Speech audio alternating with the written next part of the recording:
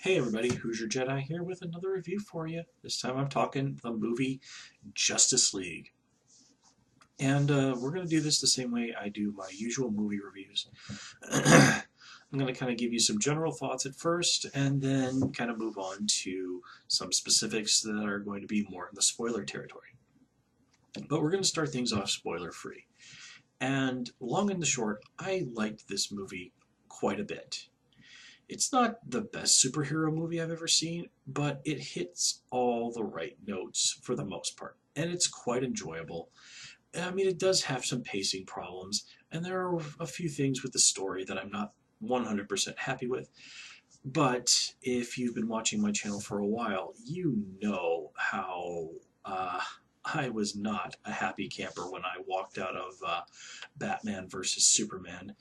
And in fact, I'm pretty sure I basically said that this was it was the most joyless movie I think I had seen in I don't know when, in how long. And I still stick by that statement. I'm still not a fan of that movie. But with Justice League, it looks like the folks making the DC movies have learned from their past mistakes. They've learned from Batman versus Superman, and they've learned from Suicide Squad, which had its bright points, but ultimately was a pretty flawed work, and made a pretty darn good superhero movie.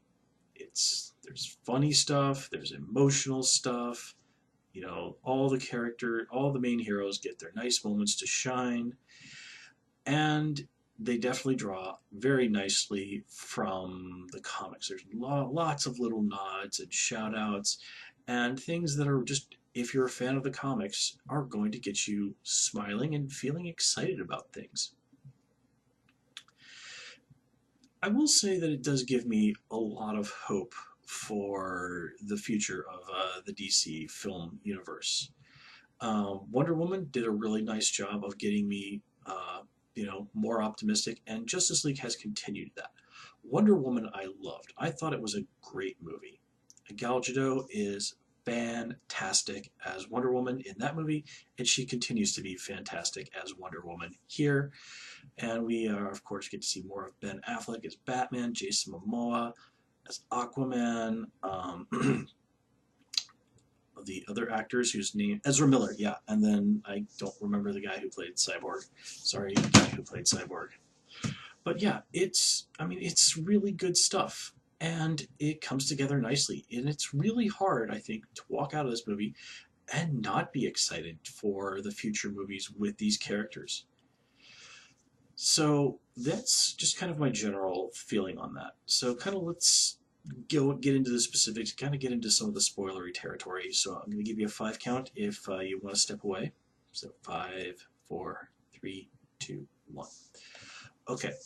So while I did like the story, there are some definite flaws here. The main one being that Steppenwolf is just really not a terribly interesting villain. We only get the vaguest of backstories for him, and this sort of like he lost a fight and that drove him crazy. Well, yeah. I mean, I can't really complain about the acting or the CGI with him. I mean, Steppenwolf is a very enjoyable, extremely hammy villain, but he's really straight out of the movie bad guy playbook. And it's also hard not to notice that the basic story of this movie seems to have more than a little bit in common with Avengers. Get all these rather separate heroes together to fight off an alien invasion led by a scary alien guy.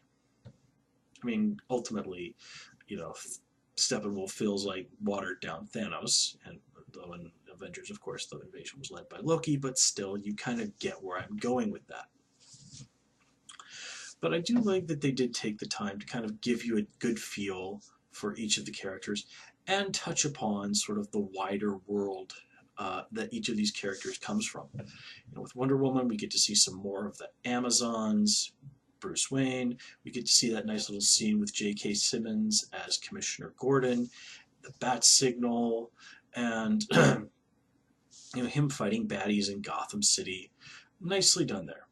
And man, I just get such a kick out of the fact that J.K. Simmons has been both Commissioner Gordon and J. Jonah Jameson. and Emil Skoda on Law and Order, and Tenzin on Legend of Korra, and he's apparently the voice of the yellow M&M. I mean, he's a man. This is a man that stays busy. I'll give him that, and he's also a wonderful actor. I'm always delighted to see him in anything. So yeah, some serious points for J.K. Simmons. He's a great guy, great actor. Um, let's see, what else? What else? What else? As I was saying, I liked how they kind of give you some like. Obviously, these are setups for these characters' solo movies, but it also kind of helps to flesh them out. Now, I mean, I like where Aquaman, he goes down to Atlantis and he talks with Mera, except, and we do get a little bit of backstory on Mera. It's just, I don't think he ever even says her name. So, I mean, I know the comics and I know who Mera is and that she's actually a very, very cool character.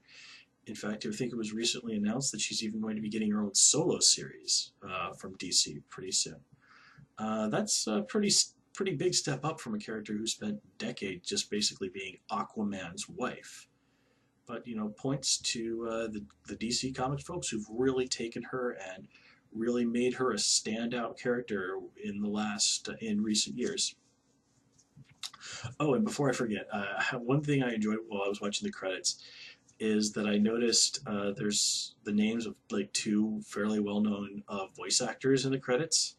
One of them being Lex Lang, who for some reason always seems to end up doing work in superhero movies. Like he's been in the X-Men movies. He's been in I don't know why, but whenever I watch the credits for these, like most of the superhero movies, the last few years, Lex Lang always ends up there as somehow being involved in, I guess, some background voice stuff or whatever. And then I also saw Michelle Ruff's voice in there. I mean, that's great. I love that. But yeah, Ezra the Flash, you know, he's got the whole "Hey, my dad's in prison for murdering my mom, but I don't think he did it," which is pretty heavily influenced by, of course, the Flash TV series, which of course was heavily influenced by Flash Rebirth. I mean, dude, we got to see a friggin' Green Lantern at the beginning of the movie, and you know, Steppenwolf even mentions that the lanterns are not looking out for Earth. I mean, ho ho ho. I mean, they've talked about bringing in a lantern in the future, and the rumor going around is that they might actually bring in the Jessica Cruz Green Lantern because, well, you know, the Justice League is basically, except for Wonder Woman, all guys at this point. Okay, I'd be cool with that. I don't really know that character terribly well, but we'll see. You know, Cyborg gets that situation with his dad to, again, kind of help out, flesh out his thing. And yeah, I mean, we get to see Ma Kent, Lois Lane, kind of hinting that, hey, there's now that Superman's back, we can kind of go and maybe do more Superman movies with Henry Cavill. A lot of people were making jokes about them using CGI to get rid of a mustache he had for another movie. Honestly, I didn't notice anything particularly odd about Superman's face, but I guess other people might feel differently. Let's see what else. Some nice nods to the mythology of the comics, like Cyborg going "booyah," just like the Teen Titans cartoon version of his character. I was like, oh my god, I can't believe they put that in the movie, but damn, does that make me happy. That makes me so ridiculously happy because, you know, the Teen Titans cartoon, again, it had its flaws, but it was, for the most part, a lot of fun. And probably my all-time favorite interpretation of Raven as a character. Outside of the original Marv Wolfman and George Perez stories. I've read quite a bit of those comics from the 80s, and yeah, those are really nicely done. Let's see, what else? Well, I do like that this movie does take the time to show the heroes actually making sure to protect civilians. The complete disregard for apparently civilian lives was one of the major criticisms, and I was one of those people that was making those criticisms of some of the previous movies. And I'm glad that they really did address that. Also, again, this movie has a lot of really good comedy and, is much more lighthearted in tone. Again, addressing one of the major criticisms of Batman versus Superman. And I do like how basically causing Superman's death has made Batman very repentant and has, kind of helped humanize him a lot more. He realized, like, man, I screwed up really bad, and now I've got to try and make this right. It does a really nice job of, humanizing him, especially since one of the big criticisms leveled at Batman from his last movie was that, holy crap, Batman killed a bunch of people and he doesn't seem to give a damn. So, yeah, I mean, what's done is done. But the idea that heroes do care about life is, I think, very critical to the idea of superheroes. Now, granted, there are heroes who will kill if it is absolutely necessary, and even characters, superheroes, who have no real problems with killing. I mean, one of my favorite comic book characters is the Punisher, but others, most superheroes in the Marvel Universe absolutely hate the Punisher. Or you could take a look at someone like Wolverine, who, while he doesn't kill willy nilly, if he determines it to be necessary, will kill, and has in canon basically racked up like a four-figure body count. That's one of the things that always weirded me out about the X-Men comics. Is be like there'd be so many situations where they would say like X-Men don't kill, and then I'd just be sitting there with the comic and like, well then why is Wolverine on the team? Because he's killed loads of people, and whenever he goes off on his own adventures, he usually ends up killing a bunch of people. But I digress. Yeah, there were definitely some really enjoyable scenes here.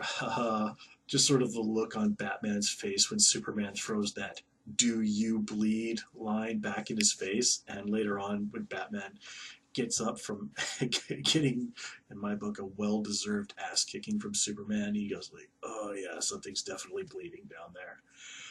Just to like Aquaman just kind of like cheering and woohooing while riding on top of the Batmobile. And if you pay attention, even Batman seems to be find that amusing. It's just really nicely done, and the idea that apparently they're going to take Wayne Manor, refurbish it, and make that into the headquarters of the Justice League. I mean, yeah, that's a great idea. I mean, I understand why they haven't done that in the comics, but here in the movie universe, yeah, that makes sense. You can't really do something like the Justice League satellite or the Moon Watchtower or even the Cave HQ in Happy Harbor, which I think in modern audiences probably would interpret that more as a Young Justice slash Teen Titans thing anyway, due to the animated series from a few years back. And yeah, the movie does a nice job of sort of setting up the Justice League and moving towards dealing with the new gods, and even name drops Darkseid, who's obviously kind of going to be the ultimate villain in the story they're telling with the Justice League.